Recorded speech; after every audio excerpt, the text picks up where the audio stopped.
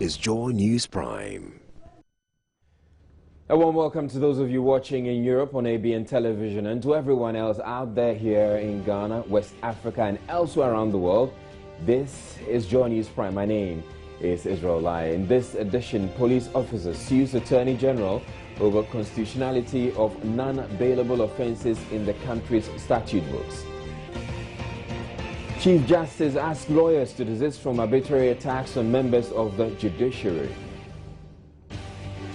Ghana Gas Company to ramp up production at Etuabo to full capacity from April 1, even though it says it will not add to the country's installed generation capacity. 3 state-run psychiatric hospitals contemplate possible shutdown over massive indebtedness to suppliers. And a former deputy director of education, now serving a life sentence, is putting his expertise to good use at the Insawam prison. Also in the bulletin is business, sports and international news. Do stay tuned.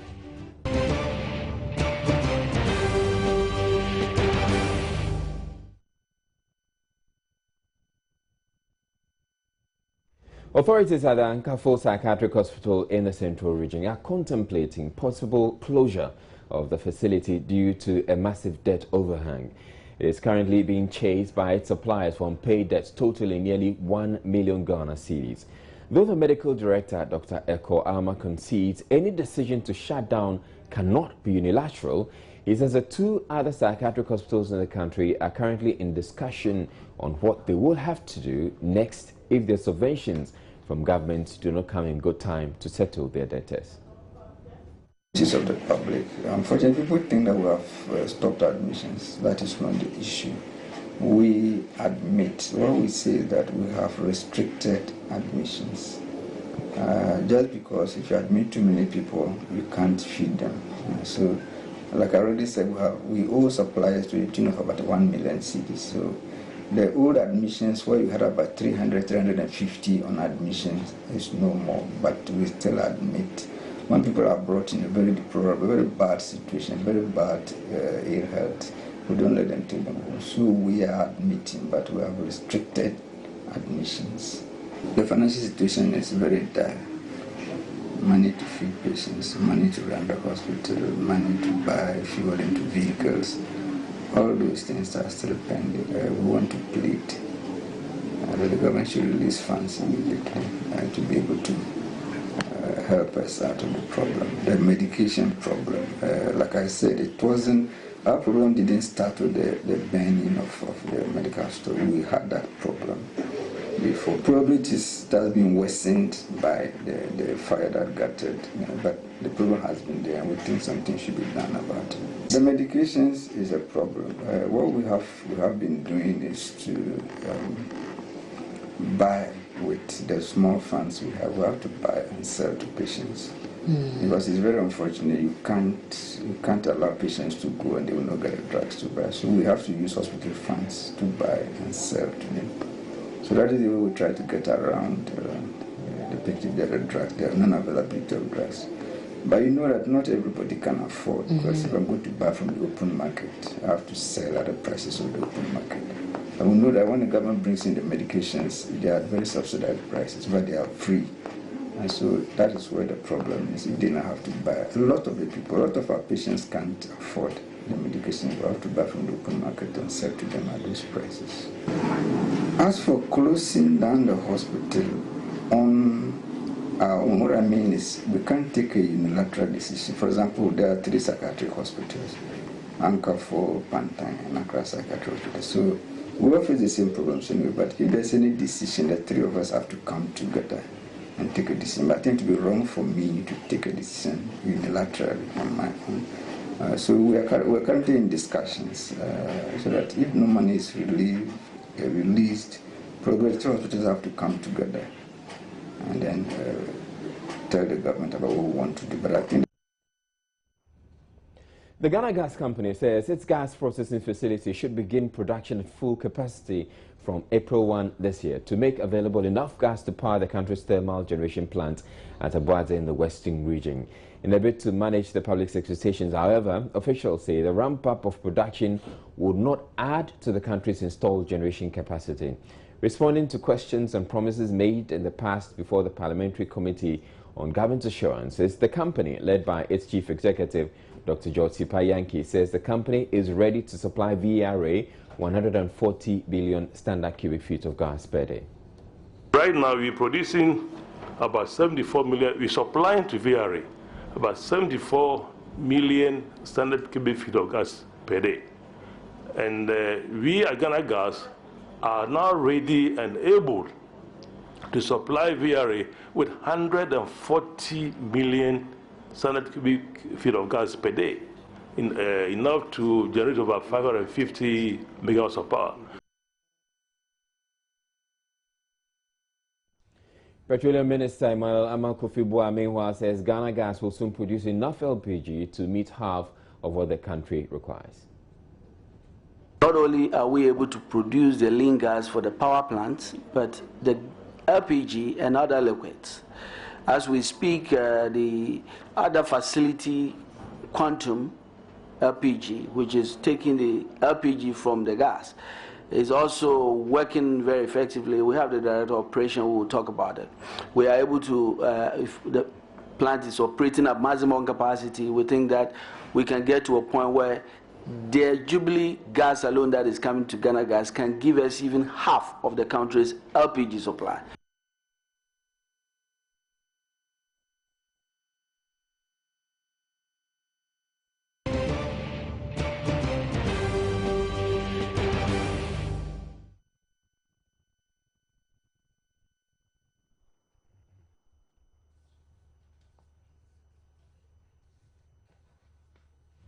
A senior police officer has filed a suit at the Supreme Court challenging the constitutionality of the criminal statutes that make some offences non-bailable.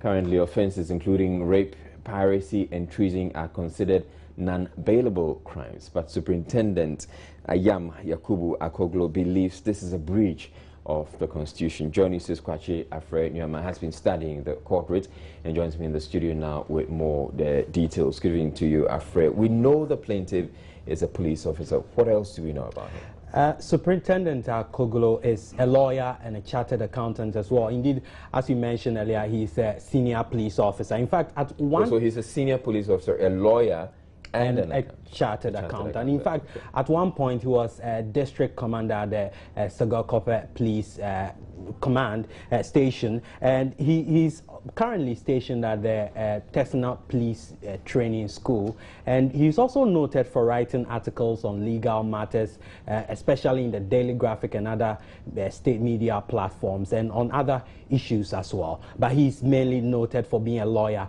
and a police officer. Okay, so what reliefs exactly is he seeking from the court? Well, first of all, this writ was filed at the Supreme Court just today, and he says in his writ that the Criminal Procedure Act 30 and Section 96(7) of that Criminal Procedure Act is not in line with the 1992 Constitution. And what he says, let me quote the Section 96(7) of the Criminal Procedure Act. It says that a court shall refuse to grant bail in a case of treason, murder, subversion, robbery, hijacking, piracy, rape, and defilement, or escape from unlawful arrest. And let's look at what he says contravenes the 1992 Constitution. Article 14(4) of the 1992 Constitution, for example, states, and I quote, "Where a person arrested, restricted, and detained is not tried within a reasonable time, then without prejudice to any further proceedings that may be brought against him, he shall be released either unconditionally or upon reasonable conditions, including in particular conditions reasonably necessary to ensure that he appears at a later date for trial or for proceedings to preliminary for the trial to begin." So what he's saying is that when you look at the 1992 Constitution, which is the larger law that dictates our conduct and all that in the country, you compare that to what is provided for in Section 96(7) of the Criminal Procedure Act, it clearly contravenes it, because that act says that there are certain offenses that, you cannot be granted bail for. We've talked about rape and all that. And he's asking the Supreme Court, 6 reliefs here, but among other things, he's saying that the Supreme Court should pronounce that the Section 96(7) of the criminal procedure is unlawful. All right. We can now speak to the man who is pursuing this matter in court, Superintendent Ayamga Yakubu Akoglo. He joins us on the line. Good evening to you, Superintendent Ayamga Akoglo. Now, why this suit now?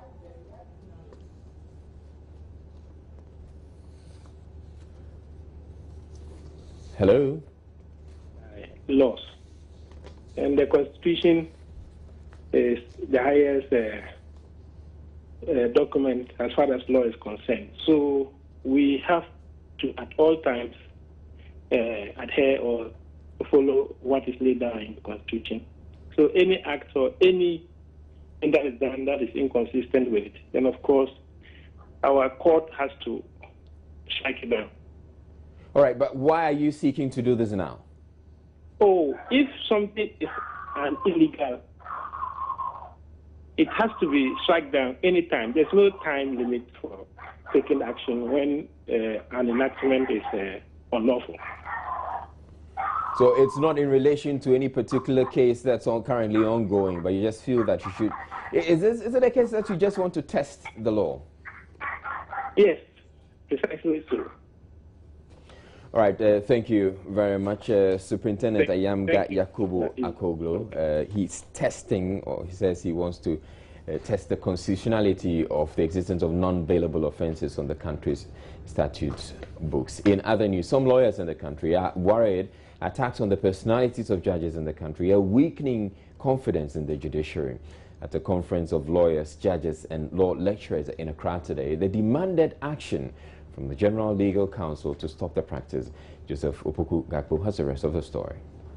Chief Justice Georgina Theodora Wood opened the faculty bench and bar conference with a charge on legal professionals and law lecturers to be circumspect in their criticism of judges over rulings they deliver in court.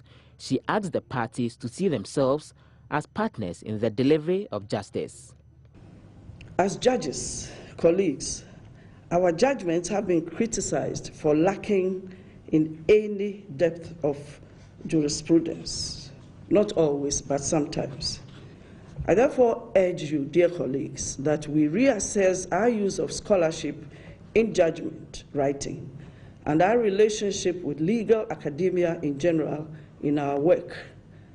But I would, in the same breath, urge our friends on the other side, legal academics, to be circumspect in their choice of words, even as in the name of academic freedom, they exercise their right to free expression.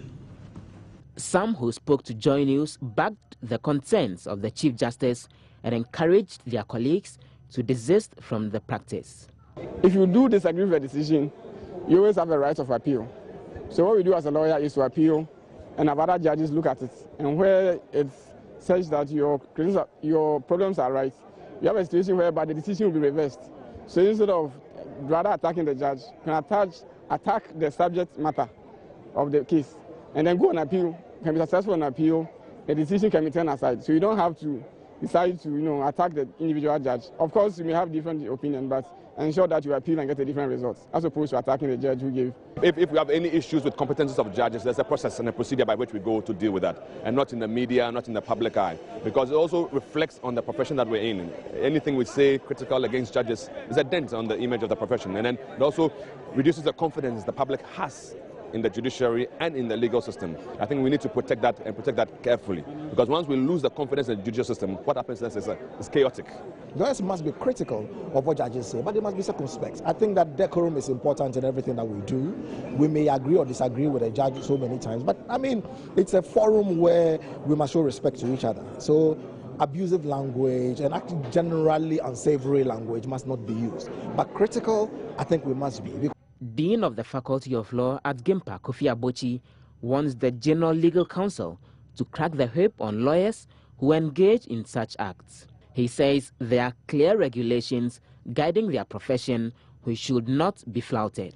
The regulatory principles that are supposed to shape our behavior, they are all there. The question is enforcement. And maybe as she has brought our minds onto that, as she has alerted us that this is an ongoing problem and a major one that needs to be contained, I am confident that the Bar Association, General Legal Council, and all other bodies and entities that have influence on the development of our profession and professional behavior and etiquette, I'm sure that they will probably start cracking the whip. Actually, some disciplinary issues are ongoing, so there are some instances of people being disciplined. But I guess she's just adverting our minds to that we don't need to get to the level of, to the point of discipline. At the conference, Joy News documentary on inhumane conditions in prisons, produced by Seth Kwame Boateng, Locked and Forgotten, was shown to the judges and lawyers. The Chief Justice, Georgina Wood, asked them to pick lessons from what they had watched and support the reforms she has rolled out to decongest the prisons. The moderator of the Presbyterian Church of Ghana has downplayed fears it may take after the church in the U.S. in accepting homosexuality amongst the congregation. It follows reports the Presby Church in the U.S. now recognizes gay marriages. According to the Presby moderator, the church in Ghana is no longer affiliated with the Presby Church in the United States, explaining that relations were severed 4 years ago when it intensified moves to recognize same-sex marriages. The outspoken cleric, who described homosexuality as a satanic agenda, said Christians must reject the practice. Right Reverend Professor Emmanuel Matt was speaking earlier on News Desk. We don't have any relations with the Presbyterian Church in the USA, but let me make this clear. There are so many Presbyterian churches. Even in the U.S., there are different Presbyterian churches. There is one called the Presbyterian Church in the USA, which is the largest and which has taken this decision. But there is also a Presbyterian Church in America. Okay. And there is independent also Presbyterian Church. But they are all Presbyterian churches. They are all Presbyterian churches. You see, let me explain the word Presbyterian. Presbyterian is a polity, P-O-L-I-T-Y, and it means a system of church governance, the way a church is governed, just like democracy in the political arena. Ghana is a democracy, America is a democracy, India is a democracy, but they are not the same. We're taking a break. We have more stories coming up. Don't go away. The executive director of the Environmental Protection Agency has denied allegations he's been compromised by one of the mining companies whose environmental impact operations the agency is supposed to check. Responding to allegations of bribery and corruption at a news conference in Accra, Daniel Amlalo denied receiving a brand new cross-country vehicle in lieu of mining permits and challenged any such mining firm to go public with their claims. And then you also said you were forming a subcommittee. I have never received a vehicle from any mining company or any company for that matter. There is no V8 that has been given to me by any company. So I'll challenge any company that says they've given me a V8. I've never seen it with my naked eyes. The executive director's house, I even do not know there. I don't know his house. I've never seen the vehicles. But he came and told the workforce, the staff, where, in fact, the source or the sources of those vehicles. He told them, and no staff has challenged him at that particular meeting that, okay, well, this is all we know, and this is what you are telling us. So who is telling the truth? This is news to me as I sit here. It could be you are getting from somewhere else, or the news might have filtered to you from some other sources. I don't know. But if that is the practice, then it is not right. I don't also think that EPA can direct you to a consultant and insist that it should work with that consultant. What I mean by that is, I'm not trying to justify any occasion of EPA telling you to see this consultant. Well, they are working with the people. I'm not justifying, if it's a practice, I'm not justifying that. They are working with the people. Well, if you have a project, so to say, and you don't know the people who are playing in that particular field, and I try to just plug this hole. Okay, you can see this and that, those consultants. But under no circumstance can I put my feet down that you must deal with that consultant. I don't think that one is right. So if the agency is doing that, I'm not saying that's what they are doing, but wherever you are getting the information from, if that is the practice, then we stand as a board to condemn that. Okay.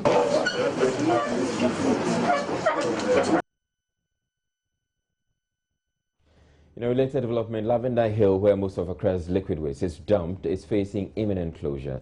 That's according to the Environmental Protection Agency, which says the Accra Metropolitan Assembly is complying with the court order to stop dumping untreated human excreta into the sea there. The EPA went back to court early this year to enforce a court order which the agency claimed was being disregarded by the AMA. Officials of the EPA say the agency is closely monitoring the AMA's compliance. And then you also said you were... AMA has been directed to put up corrective measures to clean up the place. AMA brought in their line of action, what they need to do, and also some companies that would assist them. We've had some embassies coming along with AMA to say that yes, we would resolve the problem. A trip to that site maybe will tell you that they have started working. Because it does not have implications only for EPA, but for the whole country. Because we could have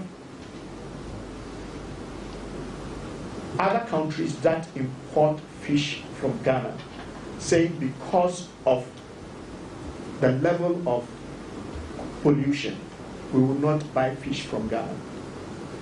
So it's not only for EPA.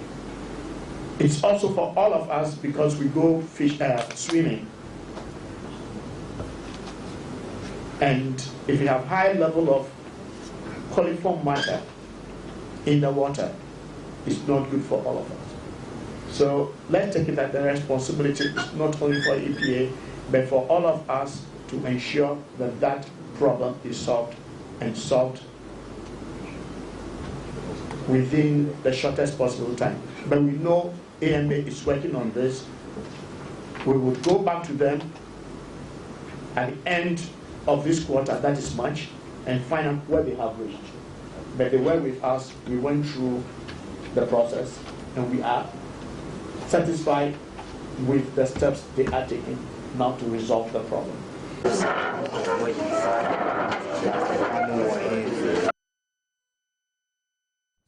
Now, there have been countless reports about pupils across Ghana studying under trees while some carry desks to school, all in a bid to have access to education. But here in Accra, pupils of the Unity cluster of schools have to hold up nature's call because they don't have toilets and are also not allowed to use the one reserved for their teachers.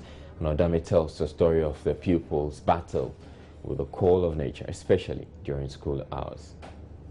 The over 500 pupils on the Unity cluster of schools compound at Mamobi here in Accra say they are unhappy. They sometimes have to use classes hours just to walk meters away from the school to use a public toilet. Their compound houses 4 schools: Unity JHS, Wilberforce Primary, Kanda North, and Ajabin Primary Schools. The pupils told Joy News, though the teachers have a toilet facility located on the school compound, they have to cross the street and use part of their feeding fee to pay and use the public toilet. It has been a problem for us because sometimes it will be paining you by the time that you get to that place.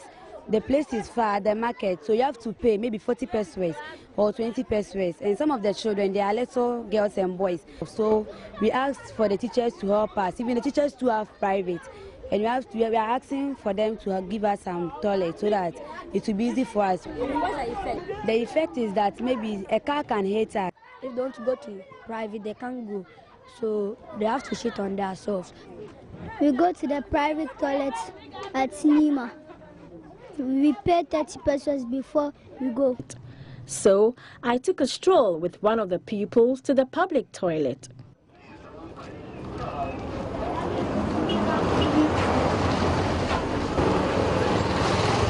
Is the public toilet the pupils we just spoke to come to when they have to attend to nature's call, and it's about 5 minutes walk from their school, as you saw me journey with a little boy. Aside using their feeding fee to pay 40 pesos to attend to this nature's call, the students say crossing the streets alone is dangerous to them.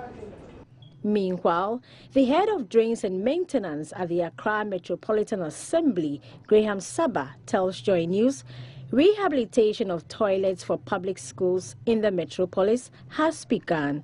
He says pupils at the Unity cluster should expect a toilet facility by the end of the year.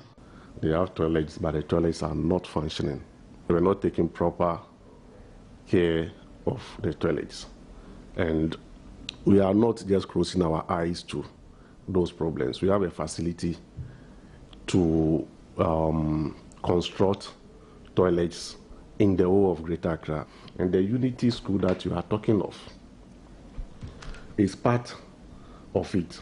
We are hoping that mostly by the end of this year, we would have completed all these 35 schools. Until then, pupils of Unity cluster of schools will have to hold up nature's call a while longer or walk the extra meters to use the public toilet. Hannah Odame reporting for Joy News. Now here's a story about love gone sour and how one's status in life can change overnight. A former Deputy Director of Education with the Ghana Education Service, Yonge Kwame Akwetia, is presently serving a life sentence at the Swan prisons for murdering the wife in an apparent bout of rage. The PhD holder is, however, not letting his knowledge rot with him in jail and has put all of it at the disposal of the prison school there, just so his fellow inmates would come out better educated. He shares his motivation with my colleague Latif Idris.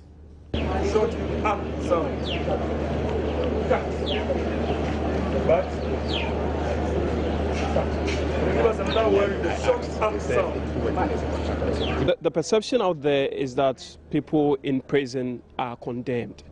But the fact is that we still have people in here who are nurturing their dreams and have ambitions. I mean, we have a teacher here who is changing lives here in prisons, and he joins me here to tell me exactly why he's taking it upon himself to teach the young ones here in prisons. You're welcome to join us. Thank you. Why are you doing this? Let me go straight. Well, as you said, you rightly said there are people here who have been imprisoned. Some were in school before they were imprisoned. Some have not had any education at all, but they want to better their lives in prison. So we started this in 2008 in order to give the opportunity to those who want to continue with their education while still in prison. And those who have not had any education at all, also we have a facility there, the non-formal sector, so that they can also learn how to read and write before they leave prison. And so far, how would you describe the intervention you are making? The intervention has produced a lot of wonderful results. We can speak of people who were dropouts outside, but when they came here and we started the program, they have passed through the senior secondary school here, and they wrote the final exam, the WASI exams, and they had very wonderful results. Some are in the university and other tertiary institutions. The BEC, when we started in 2008, we wrote the first exam in 2010, and some of them performed so wonderfully. Those who are discharged are in senior secondary schools now. And there are some people who came here without knowing even how to read and write, but they can read and write. They can read the daily graphic now. So we are producing wonderful results. What do you have to say about the structure? Now you are under shed. Is it helping your cause? No, but when we started the course, we started in a building. And now Get Fund has started putting up a new structure. So we have to quit that building so that they can finish the structure. That is why we are under the canopy here.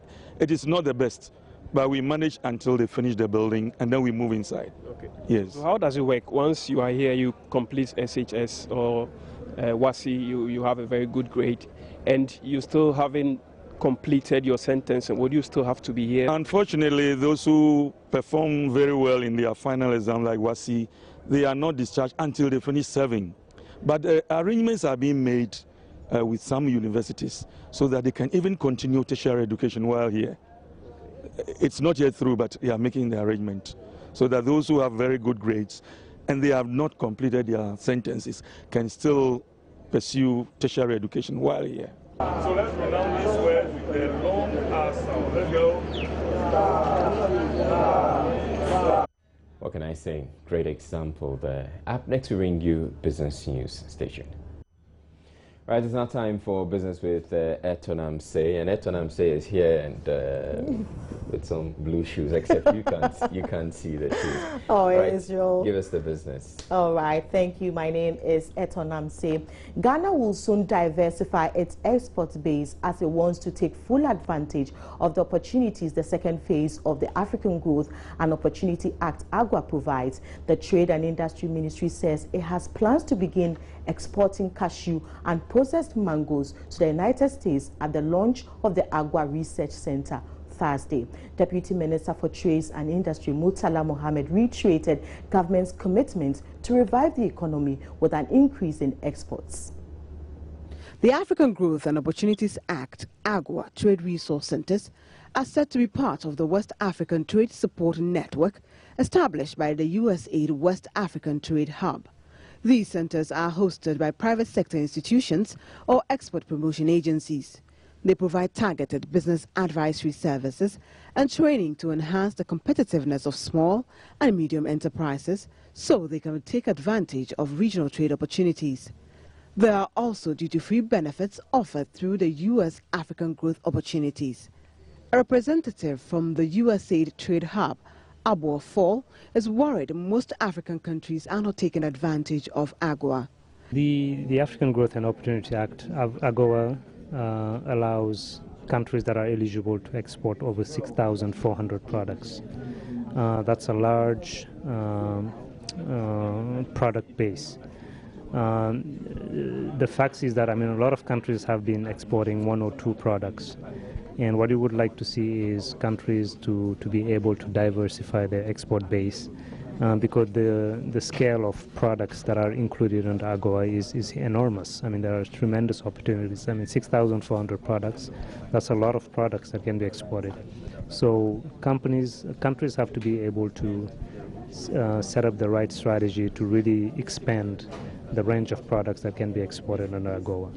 CEO of the Ghana Chamber of Commerce and Industry, Mark Beru Abwaje, has advised Ghanaian exporters to visit the AGWA Resource Center often in order to diversify their export base. The AGWA provides us with duty-free, quota-free access to the American market. But due to a number of challenges, we've not been able to take advantage of this opportunity.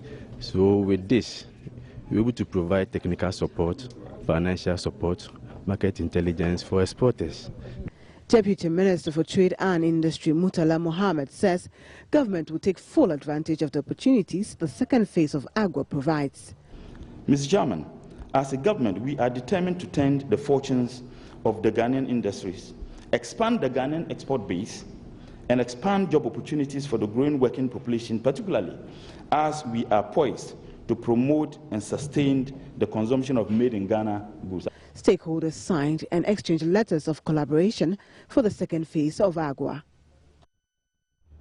Now, investigations by the Trade Ministry are underway into reasons for the low patronage of made-in-Ghana goods. This comes in the wake of a fall in Ghana's trade margins, as 52% of goods consumed, according to the World Trade Organization, are not locally produced. Meanwhile, Deputy Trade Minister Murtala Mohammed, in an interaction with the media, says one of the factors contributing to this challenge is the inability of local companies to compete with multinationals due to deficits in their capacity to compete on a global scale. He says governments will intervene as part of measures to lift them up.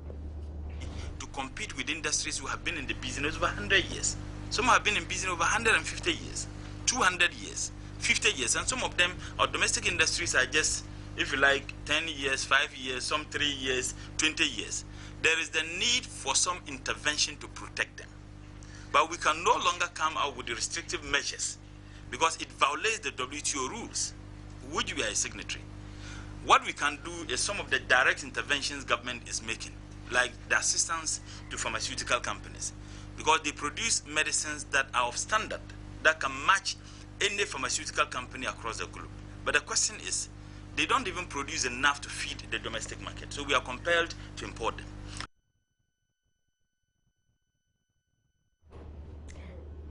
Now, Deputy Trade Minister Murtala Mohammed has described as baseless calls by some think tanks and civil society organizations on government to mitigate the sanction regime for traders found to be dealing in pirated goods. Murtala Mohammed tells Joy Business government is still bent on clamping down on pirated goods, considering the implications of such activities of trades pacts signed off by Ghana. Murtala Mohammed bemoans the negative impact pirated goods have on local industries. According to the Ghana Employers Association, industries have collapsed in Ghana due to counterfeiting, piracy, and infringement on intellectual property rights. It said counterfeit and pirated products such as food, drinks, pharmaceuticals, and textiles were being smuggled into Ghana across many hundreds of miles of unpatrolled border paths, thereby creating a drain on virtually every local industry. Murtala Mohammed insists the call for a clampdown on pirated goods must not be taken lightly. You find senior lawyers, some describe it as draconian. You find so-called leaders of think tanks and civil society groups who went on the internet and bastardized the ministry for, first and foremost, preventing illegality. If you bring in pirated product and you copy the labels, the designs, the intellectual property, the patent right of manufacturer, is an illegality ab initio. 1. 2. Ghana is a signatory to the WTO rules, and this signatory, our domestic law tells us that once we ratify international agreements and treaties, we are enjoined to respect them because they become part of our laws. Now, this is a signature, and that signature says that you can seize and destroy them. So we are even responding to an international obligation. Legitimate businesses, according to the AGI, can't compete with pirates who take a free ride on the work of others without contributing to research, development, or social costs for their workers. Beyond this effect, Murtala Mohammed recounts the various health implications these goods have on local consumers. I have heard people who have argued that no, give those seized products to the prisons. Give them to poor people. One thing they haven't averted their minds, and I said it in my statement, that the seizure is not only limited to those who bring in pirated textiles. The textiles companies in Ghana produce the textiles within the confines of certain regulations and standards. And the regulations include, 1, the chemical composition of the processes of those textiles. Because you would not use those things because you don't know the chemical composition, and you will not risk using something which you have no idea the chemicals they use in processing them. It is equally important to take into consideration the life of the poor man, the life of the prisoner, and it is extremely dangerous. Several moves have been made, especially to clamp down on pirated textiles, recently being the confiscation of about 3,000 pirated textiles at the Makola market during the first quarter of this year. Now, the importation of frozen chicken has affected the poultry industry in Ghana, forcing most farmers out of the broiler business to focus more on layer production. Although the poultry industry has great potential, especially in reducing unemployment, it still lacks the attention it deserves from policymakers. To mark World Poultry Day, my colleague Matilda Wemega has been engaged in a poultry farmer and has come through with this report. Green Star Farm has been a family business for years. It is a broiler farm with 600 beds. Managing partner Kwame Redu laments most farmers prefer to go into layer production in order to remain relevant in the industry. Most farmers in this country, I would say about probably 70–80% of poultry farmers are doing layers rather than the other birds. It's like everybody is choosing the easier way out. Because, when there's no money, somebody can buy probably just some 2 eggs for 1 cedi or something and make some stew or something. So people are doing the layers. But does it mean nobody wants to consume fresh chicken? So you are going the hard way? We are hoping people can appreciate. Of course, there are people who appreciate and buy, but we are hoping more Ghanaians can appreciate our efforts and eat what's good for them. One major challenge facing the local industry is high cost of feed. This has pushed operational costs over the roof, resulting in layer farmers producing to satisfy mostly the local market. It isn't as expensive as sometimes people term it. Really? Yeah, the maize that you are buying to use for your banku or something, we are using that to feed the birds, to change it into meat, and then bring it back to you. Of course, the price will be higher. Of course, the price will be higher. You see, so if the Ghanaian Ghanaian poultry consumers will modify their taste and buy from us farmers, it will encourage us to do more, because the thing is, we are geared. Like I'm telling you, I'm doing this more because of a passion. It's something I would have loved to retire to full time. But where, the market is not really consuming as well as it should, I can't be producing and it sits down. It is cost. So the whole thing is to have a market that's a ready market, which is not that easy. So how come you are not into layers, I should say? At least that option will also bring eggs, and you can also be making some money there too. You see, Kwame's hope is that government will implement policies to revive this once booming industry. Matilda Pomaga for Joy News.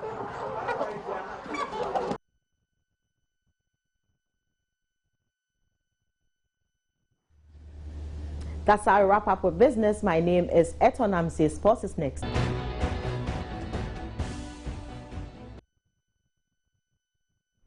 Well, our time for sports. The chairman of the Ghana Rugby Association, Herbert Mensah, has chided His Excellency President John Dramani Mahama for appointing incompetent sports ministers over the years.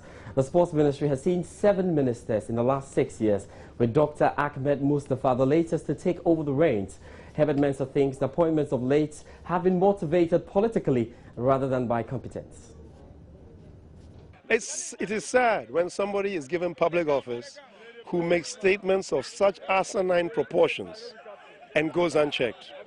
To make such statements that he made, and his entire tenure was a failure. Was a failure. You know, I could go further and further. It's not personal. I called him when he came into office. And this is what I wonder. Why do we take a car to a doctor? Why do you go to a mechanic to eat your food?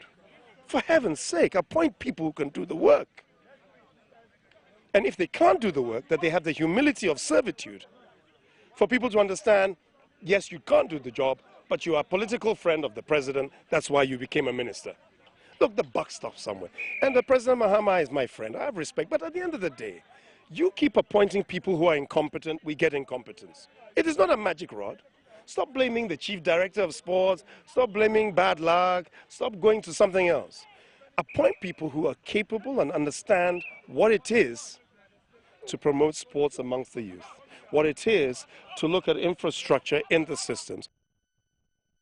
Real test case for Dr. Ahmed Mustafa. He's promised to give equal attention to all sports disciplines during his tenure. Past sports ministers have been critiqued for over-concentrating on football at the expense of the other 35 sporting disciplines. But Dr. Ahmed, who began his regime by meeting the Ghana beach soccer team on arrival from the AFCON 2015 qualifier, says he will ensure all sports federations receive the same attention.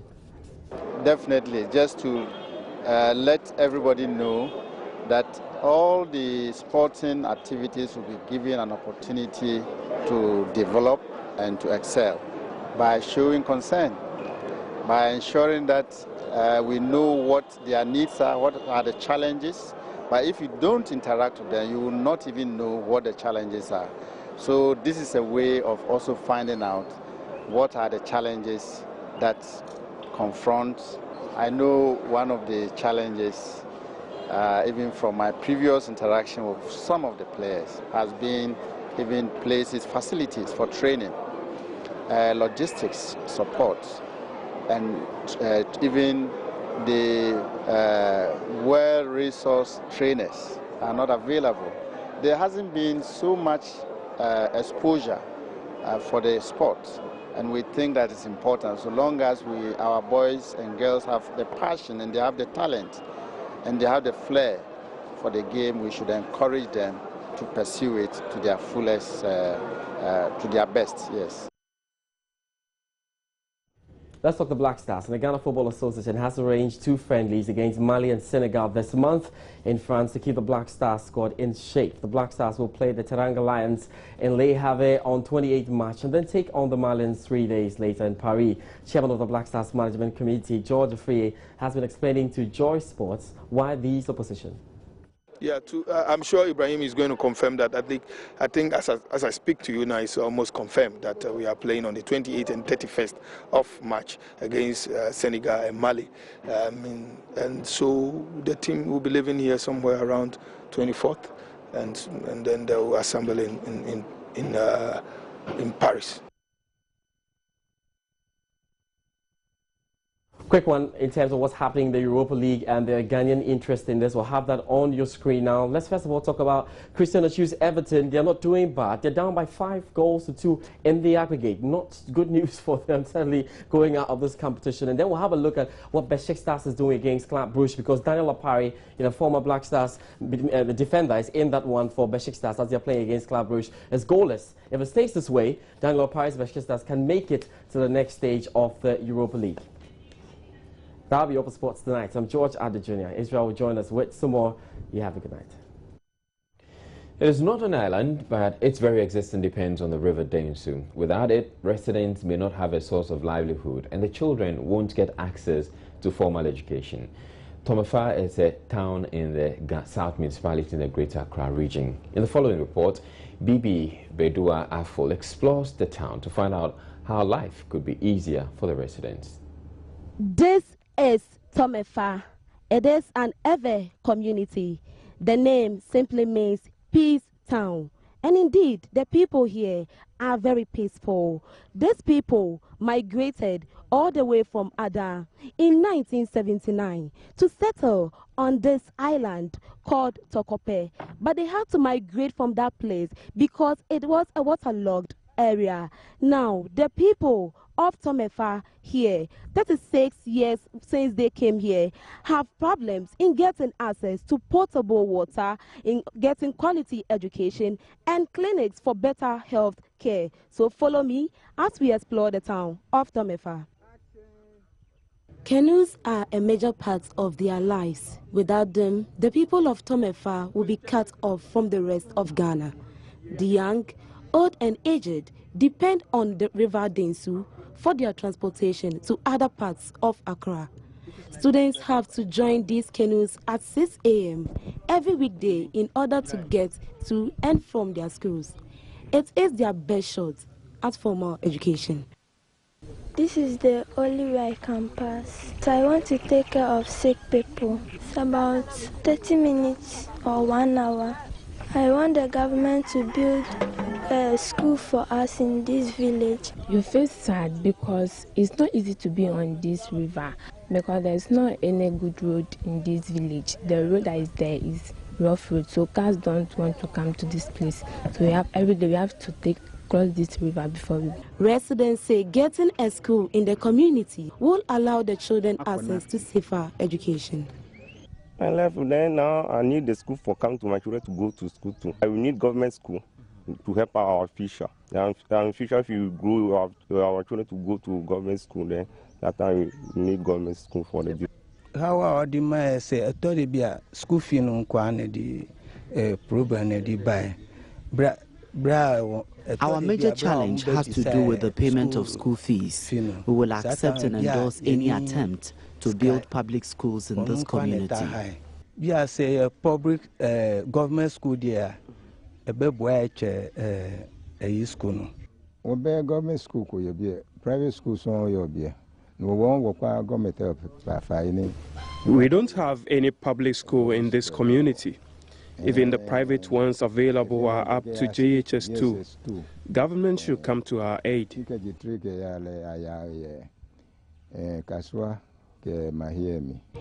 You might think that living close to a river would guarantee residents access to potable water. You are wrong. The people of Tomefa have to drink and bath from the untreated water body. Some households buy at least 4 bags of sachet water in their bed to avoid diarrhea. Our source of water is highly polluted. We are therefore appealing to government to provide us safe drinking water. We have resorted to drinking sachet water. I buy 4 bags every week. So water temptation, yes, the people bring the distance. Water temptation, they breathe. You test the distance, manhole, salt inside, so you not get it. But right now the water problem is this what for us for drink. So right now, okay, moments. Luckily we get some people bring pure water to here, so we just buy it and using it. This is the only clinic in the town. Residents tell me the operators of this facility charge exorbitant prices for treatment. Perhaps a government hospital will serve them better. So people came for Accra and this thing, in this Amafru. The nurse, they come here and train some people to have this thing, a clinic here. So we are just waiting for them. So we get the line also. The surveyors come and take the measurement of the line and send it. So now we are just waiting for them to come and start them. First we went here. If the sickness is too high, then you cross either Winneba or Kwalibu. Second, in your hospital na abeboa yensu because ya ye asinsu adwuma no nsu a ye koso no. As fishermen, the heat from the sun is detrimental to our health. We need a resident doctor to take care of our health needs. We really need a hospital at Tomefa. When say yes, I affect you. I was saying your doctor papa be say you wanna say a tipa na ye kan is na say ye kohwa a bit manya yarensa. Send be to bit me consume soup. For the more than 500 residents of Tomefa, most of whom are fishermen and fishmongers, life may get better both for them and their unborn generations when these basic social amenities are provided by the government and philanthropists. Perhaps this report will grab the attention of the authorities responsible and get the people of Tomefa the needed results. Bibi Beidua Afo, Joy News.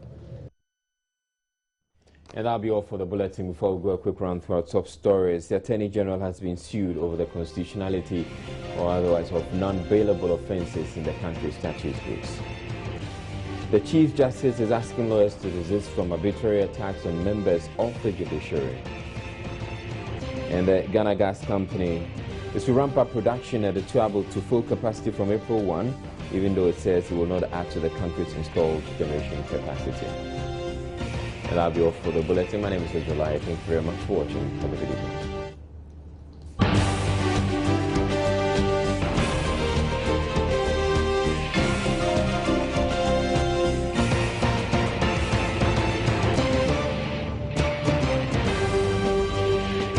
This is Joy News Prime.